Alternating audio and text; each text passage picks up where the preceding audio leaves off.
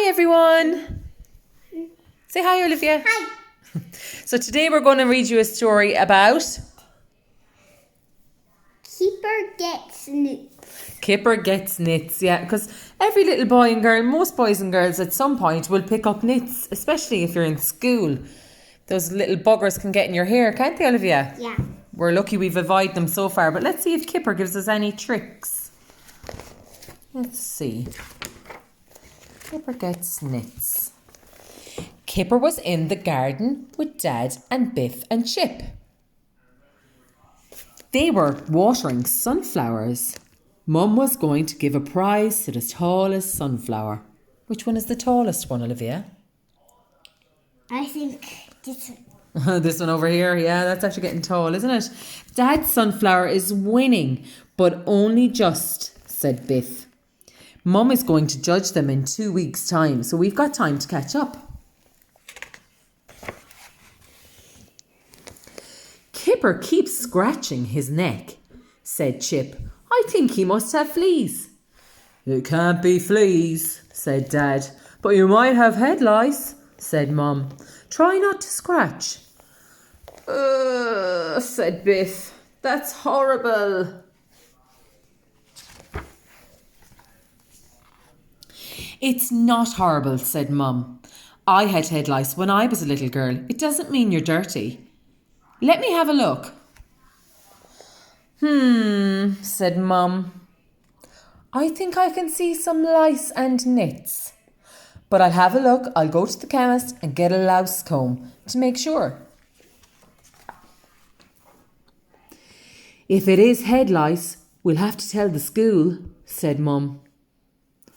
Sorry, said Dad. I forgot.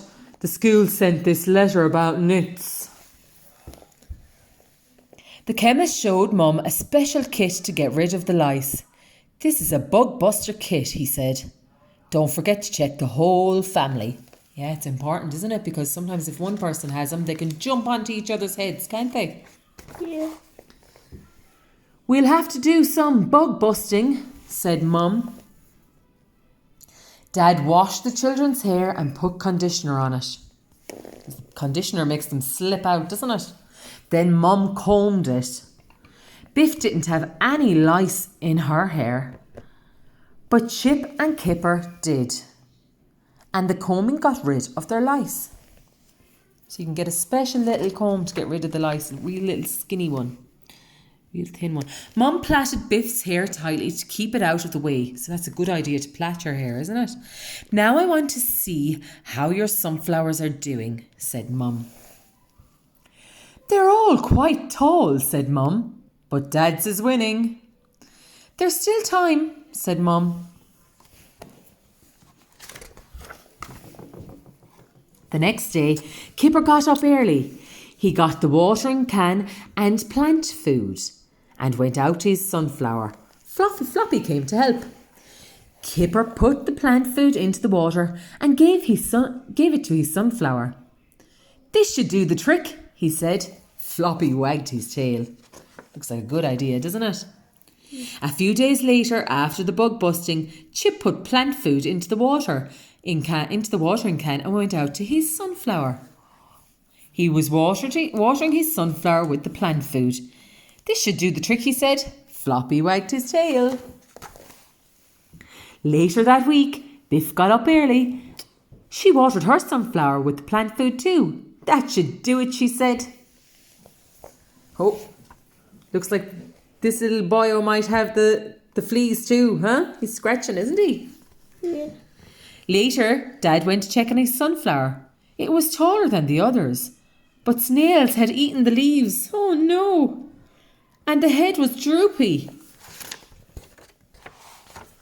After 2 weeks, Mum checked all the children's hair. Hooray, she said. You're all clear of lice and nits. Now, let's go check on the sunflowers, said Dad. I wonder if Dad's is still the tallest, said Biff. What do you think? Dad's sunflower looked twice as tall as the others.